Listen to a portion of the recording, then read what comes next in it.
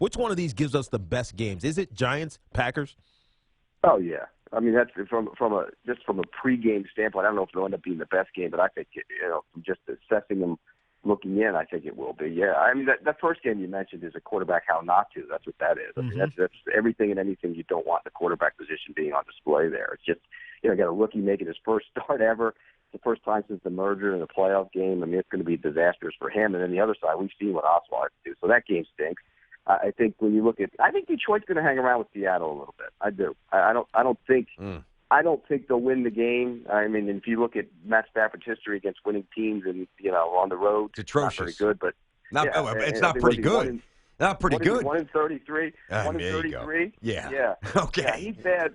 But again, that's a team stat, and I always look at that wins and losses. That's a team stat, and he's not always had the best teams, but. I think it'll be closer because I don't think Seattle's very good this year. I just don't. There's something off with them. I know Earl Thomas is in the middle of defense. They've had real problems the last couple of weeks. And then on the offensive line, it's a mess over there. So I think they'll hang around. I don't think they'll win the game. I think Seattle does.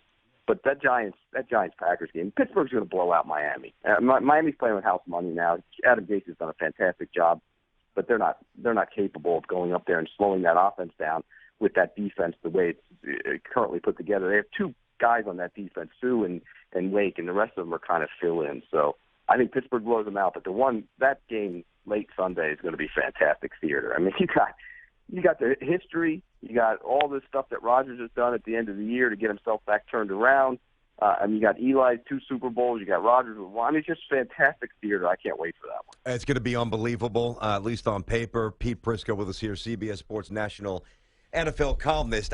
Who do you think, and not that they'll feel this, but in terms of, public talking points and debates and all the things that the sports world, the way we consume it, has turned into the last couple of years, who's got more pressure?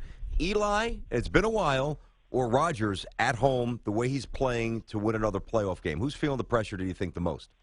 Oh, I think it's Rodgers. Yeah. Being at home, getting on the run late. The Giants have kind of won with their defense this year. I definitely think it's Rodgers. I mean, people go into that game and they sit there and say, all right, the Giants win the game if Eli doesn't mess it up. I mean, that's the pressure he's under. But I think the pressure to win the game is more on Rodgers. I think he's carried that team. I mean, the guy's been phenomenal in the last, all that talk. Remember back in October, what's wrong with Aaron Rodgers? He's done. He can't do it anymore. And everybody, I just laughed at it. It was just typical Twitter police and knee-jerk reaction to what was going on when the reality was, look, Jordy wasn't Jordy early in the season. Randall Cobb proved over the course of last season he's a number 2 at best. And guys weren't winning in their scheme without they run all ISO routes. And in those ISO routes, you better win. Yeah. If you don't win, you're not getting open. And they weren't getting open. So I clearly think, Brandon, that the pressure is much, much, much more on Aaron Rodgers this week. Yeah, no, I think I would agree. Let me jump over to some coaching issues here. We look at these 6 openings. Obviously, the bottom of the barrel is Buffalo and San Francisco, but one at the top is the Denver Broncos. First of all, were you surprised about Gary Kubiak's health? But then ultimately in his press conference, he more talked about the passion. And then who's the likely candidate to go there? Well, yeah, I mean, look, I applaud Gary Kubiak for stepping away. I mean, you've been around the game a long time, Tiki. Yep. Coaches don't take care of themselves. No, they just don't. And during the grind of the season, it's just not, I jokingly call football season fatball season because, as everybody knows, all you do is sit in front of the TV and eat, and the coaches are no better. If you look at coaches, or you look at the offensive lineman, take a look at an offensive lineman from the beginning of the season to the end of the season. Everybody gains weight during the season, and coaches are as bad as any. They got food all the time, late at night, they're eating, their bodies don't take care of themselves. And I applaud Gary Kubiak for walking away from, because health is first and foremost. I don't care how important the game is. If you're not healthy, it doesn't matter. So I applaud him for that. As far as who takes over there, I think there's going to be a couple guys. I think Shanahan's kid's going to be in play there just because if you hired him, you could keep Wade Phillips and his staff. Vance Joseph's the name. He played at Colorado. He's from that area. You look at the numbers in Miami, you say, oh, boy, they haven't been very good on defense. Like I said earlier, they got 2 players, and everybody around the league raves about Vance Joseph as a coach. So I think those are 2 guys that are in play. There was a lot of buzz, as you know, Pete Prisco with us here on Tiki and Tierney. When Coughlin interviewed with the Jags, that was, it's almost 2 weeks ago now. It's quick, too. Yeah, right. It seems like all the positive buzz is dissipated. Was that just a token interview, or Well, and what happened? It seems like that conversation completely ended.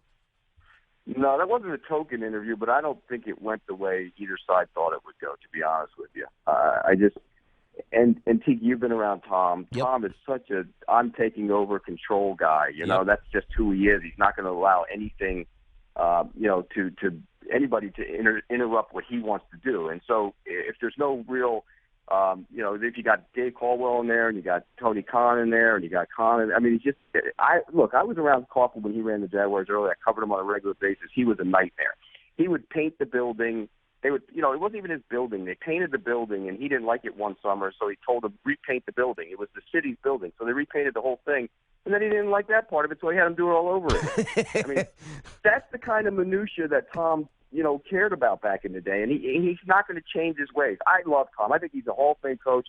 I think he's a much better coach once he didn't have, personnel responsibilities. But I don't know. At 71, I think age-wise he could do it, but for how long? I mean, how long can he do it? Yeah, it's a fair question. I guess if I'm Jacksonville, I'm going to roll the dice for a 3 or a 4 year run of viability compared to the slop I've been watching for the last couple of years, Yeah, and I think he'd come in there and straighten out some things, and they got talent on that defense. There's young talent. Oh, yeah. I mean, they got Ngagwe's a rookie. They got to get Fowler going, but he's got talent. I mean, Ramsey's a good player. Jack is going to be there. Telvin Smith. I mean, they have talent. Malik Jackson's a man. I mean, they got talent on that defense. But, the other thing is you could go get a guy like Mike Smith. I mean, Mike Smith was you realize Mike Smith is the second fastest coach in the history of the league to 50 wins? You know who the fastest was with his own team? You know who the fastest was? Who? George Seifert, who took over for the Dynasty. I mean, Mike Smith did a good job in Atlanta, and he's done a really good job in Tampa this year. Yeah, no, they like him down there in Tampa. My brother says that all the time. And, you think about what Jacksonville, because there's two teams that are really attractive for head coaching. We talk about Denver and now Jacksonville. How quickly can they become good? And is it really on Blake Bortles to stop being an interception machine? If he played the way he did the last 2 weeks of the season, the entire season, they'd be hosting the Raiders this week. Now, is that all on coaching? Can you put that on Gus Bradley? Like, what changed? I think they got into it. I put it on him because he allowed him to get into his head.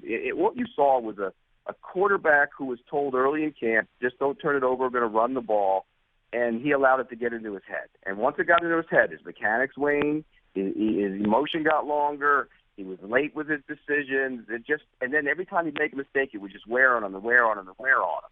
And you saw that. It was almost like, what was it, Ian Woosnam, the little golfer. Remember, he couldn't swing anymore. He couldn't hit the ball anymore. Or Chuck Knobloch couldn't throw the ball to first base anymore. Yeah. It was kind of like that. And then all of a sudden, they changed some things in week 16 after they fired Gus. They moved Robinson around, and he looked like a different guy. He looked comfortable. He looked, I'm not going to sit here and say he's the end-all, be-all.